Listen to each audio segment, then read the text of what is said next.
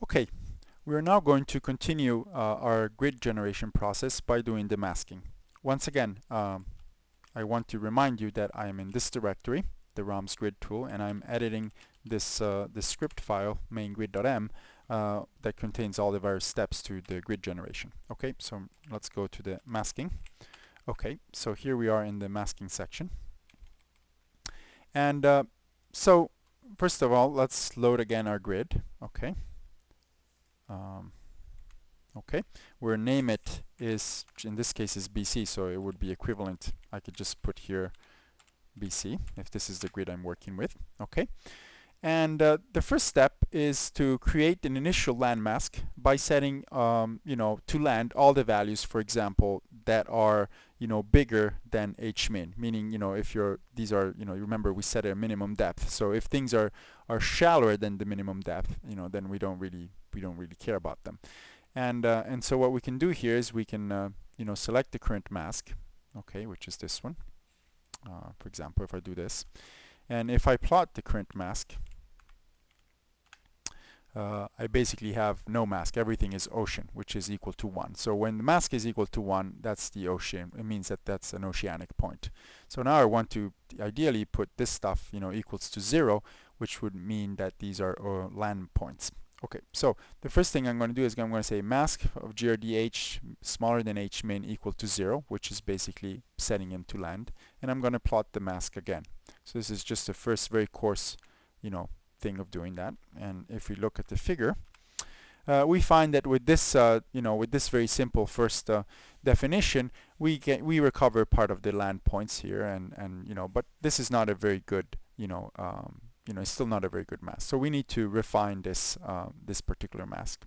So let's go back here, and so how can we refine that? Well, first, let me mention also the fact that if you have an existing grid, for example, like in this case the Northeast Pacific grid, Northeast Pacific domain, that actually encompasses the same region of the grid that you're doing, you can actually use the masking associated with this grid file to actually interpolate to the new grid. Of course, if the resolution are similar, then this interpolation process should work very well.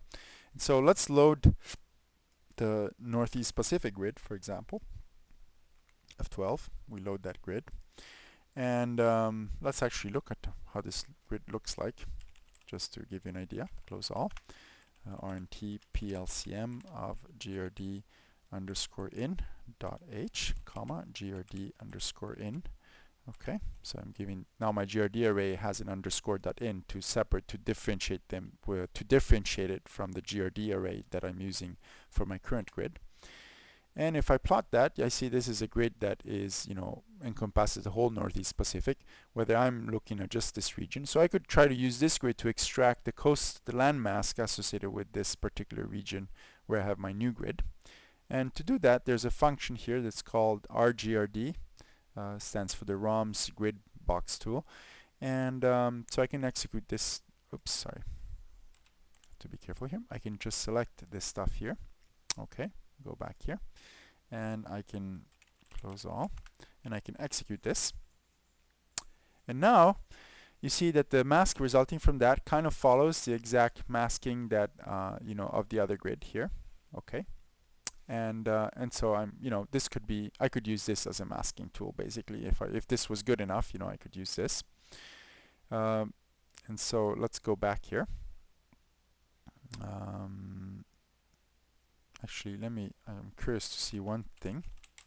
So I use the RNT to plot the mask here, this function here. Okay, this is one way I can look at the mask. But another way, I just want to make sure that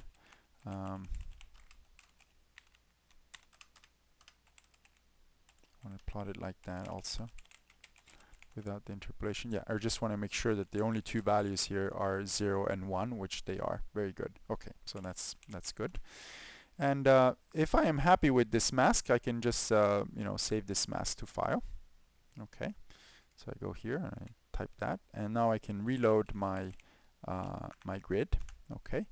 And if I now do a figure here, and I plot, for example, the topography, RNT PLCM GRD.h, comma GRD, now you'll find that when the topography gets plotted, it masks out the land points, so you see only the oceanic points. So that's, and you can if you're happy with this mask, then land mask, you can go you're basically done with the grid generation process. Okay, and so that would be it.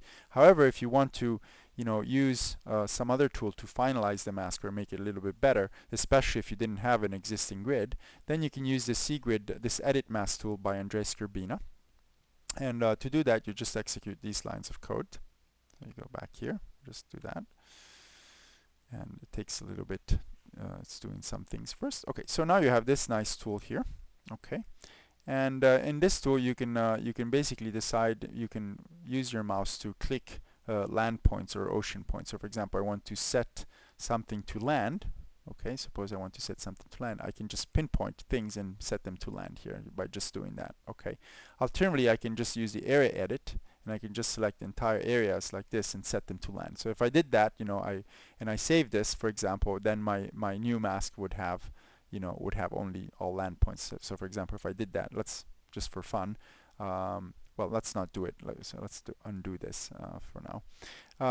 So anyway, but here, for example, if you're in this region, you can see this maybe was not very good. This land mask is not very well, so we can zoom in there, for example. And we can refine a little bit by setting some of these points to ocean. For example, this one like this, like that, and so forth. You can customize and make this a little bit better. In general, you want to have that the landmass is kind of a smooth function here. So having one point like this is not a very good idea. And so you either set this to land by clicking on it. Oh, sorry, set land. You can click on it and set it to land, or you select, so you want at least 2 points, of one value, so that this is kind of a smooth thing. So for example, this one is not very good, so I'm going to change that by setting this to C. So you see now it's smoother, and here also I want to set these to C. In fact, I'm going to choose the area edit option, and I'm going to just do this, and I'm going to set all those to C. And so ideally, if this is an important configuration, you want to go through this and just fix all these things here, which are not very very good, I would say. Okay, so you can clean it up a little bit. So you see, I'm just cleaning up, some of these features so that the grid is kind of a little bit smoother. Set land, for example, this particular one here. Okay, so now you see, this is kind of a more smooth, land mask, and that's really what you want. When you're done, you click save, and then you exit. Okay. So now we can go back here, and your grid is ready. So you can type GRD like this, go in ROMs, and now you have your grid. So we can plot it again. RNT PLCM grid H, and you have your grid. And if you zoom, in the area that we were just editing just right now, you'll find that the grid, should look smoother than it is in areas where we didn't do any smoothing yet of the landmask. Let's go further down. Well, actually, this already looks kind of good. But anyway, so you want to make sure that this landmask is kind of a smooth version. In fact, for example, here you may want to include more ocean points, and refine your topography. Okay, so this is really all that I have to say for the grid generation. And at this point, you should be able to generate any grid you want around the world, at least using rectangular grids, either in the north-south, oriented in north-south direction, or rotated with respect to the north-south, geographical north-south. Okay, very good.